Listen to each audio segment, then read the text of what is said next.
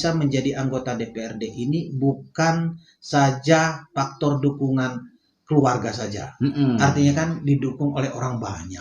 Nah, kapan sih saya membalas budi mereka yang telah memilih saya? Kalau saya tidak atur waktu sedemikian rupa untuk menjangkau daripada masyarakat itu. Sibuk di kantor itu salah, itu sekedar cari-cari alasan. Nah, ya benar, sekedar cari alasan. Sebenarnya kita bisa. Umpamanya kalau 5 hari kerja, masih ada waktu Sabtu dan Minggu. Kita kan tinggalnya di kampung. Tahu kita bahwa apa kegiatan di kampung ketika ada malam hari. Kalaupun kita tidak sempat, lucu.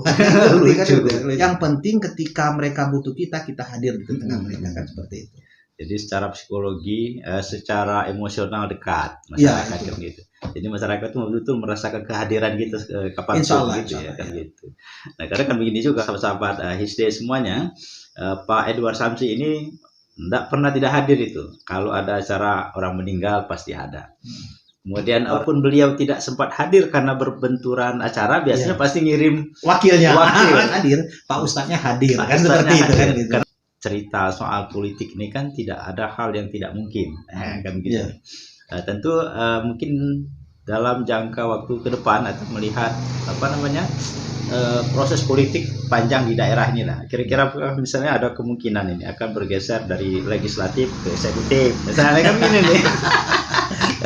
Iya, karena kan pemikiran yang dimiliki oleh Pak Edward, sayang juga misalnya kalau ini tidak sebenarnya terus terang bagi saya kalau memang itu ditakdirkan dan ditugaskan oleh partai politik, harus kita mempersiapkan diri, seperti itu. Tetapi bagi saya dengan menjadi anggota DPRD ini saja ya saya sudah bersyukur. Tadi sudah disampaikan tidak semua orang seberuntung saya katakan seperti itu kan bisa menjadi anggota DPRD sampai 4 kali, 3 kali di kabupaten, 1 kali di provinsi. Nah, bagi saya itu sudah cukup. Nah, biarlah kawan-kawan yang lain yang punya kemampuan baik secara materi untuk ke eksekutif. Nah, kita cukup di legislatif kan karena kita tidak punya kemampuan secara finansial untuk itu. Nah, kita cukup dengan sini dan ternyata jadi dewan pun kita bisa berbuat untuk masyarakat. Bisa. Tinggal bagaimana kita lagi. Kenapa tidak bisa? Kita bisa membantu orang dari beberapa sektor.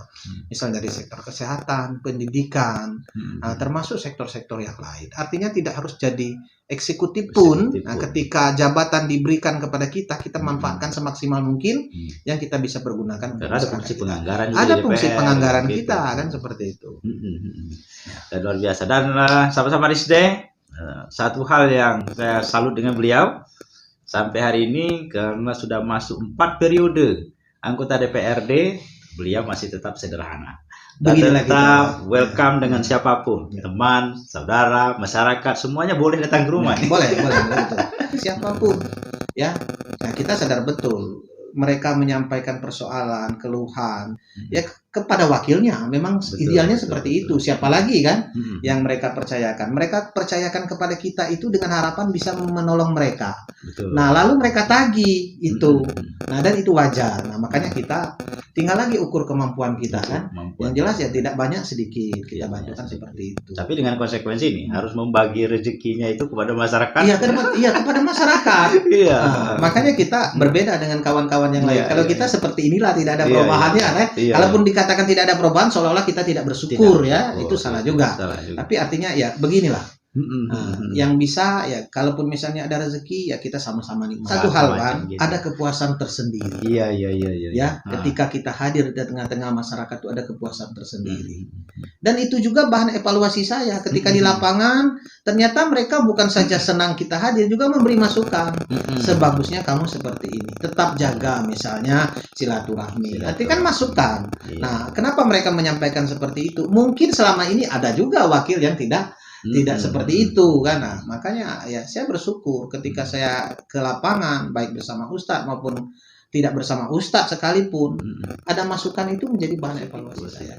Artinya kan menjaring aspirasi itu tidak mesti harus iya itu tadi ya. Jadi menjaring aspirasi itu tidak harus pada saat reses.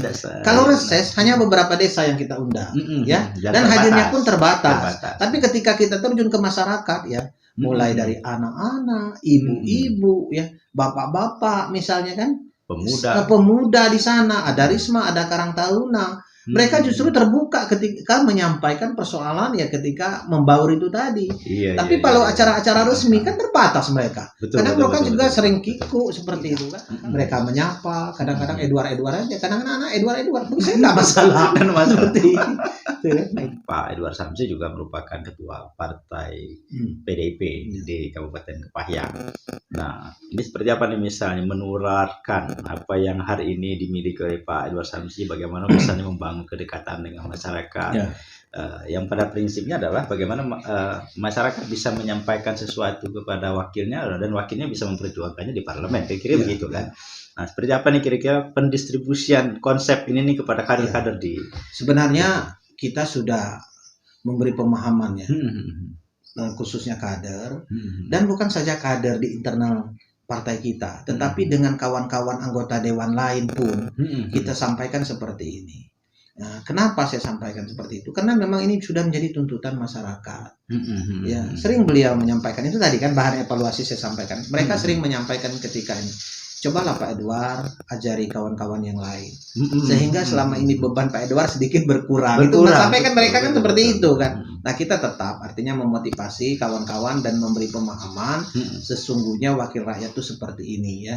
Bukan misalnya setelah dipilih lalu duduk ya hanya berkutat pekerjaan di kantor, tetapi tetap harus kembali ya, terutama ke daerah masing-masing. Nah, kalau konsep itu kita tidak pernah tutup-tutupi dan kita berikan. Bahkan kita ajak secara bersama-sama kan, sehingga mereka juga bisa artinya ya merasakan apa yang sudah kita lakukan. Yang jelas ya itu tadi Pak Irwan ya, kita sering mengajarkan kepada mereka bagaimana kita tetap ingat kepada siapa yang memilih. Siapa yang memilih kita. Kan jadi begini masalahnya kan tuh Pak Edward. Biasanya masyarakatnya kan gitu tuh. Siapa yang datang itu yang jadi apa namanya itu jadi tempat marah nih, tempat mencurahkan gitu kan. Nah itu yang mereka yang nggak bisa terima kawan-kawan kita ini. Seharusnya nggak masalah kan.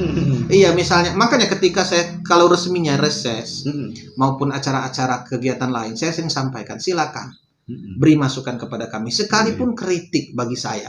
Nah kalau saya sampaikan terang-terangan silakan sampaikan. Nah orang kan nggak mau yang seperti itu. Makanya ya untuk menuju ke arah itu memang perlu sedikit dewasa kawan-kawan kan seperti itu. Nah kalau tidak itu tadi kejadiannya oke, masyarakat sekali ya. Kedua banyak contoh ratusan orang kan gitu.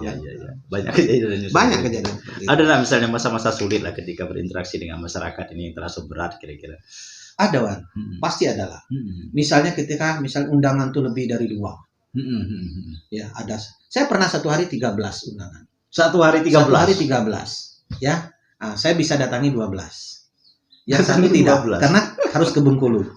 Nah, kalau saya hadir di Bengkulu, tentunya ada yang jadi korban yang 12 itu tadi. Nah, saya fokuskan hadir di Kepayang, mulai dari Kabawetan, misalnya daerah Kebang Agung, Ambadkarai, sampailah ke Curug. Jadi kita hadiri. Artinya bisa. Disitulah menurut pandangan saya yang saya rasakan memang sangat sulit.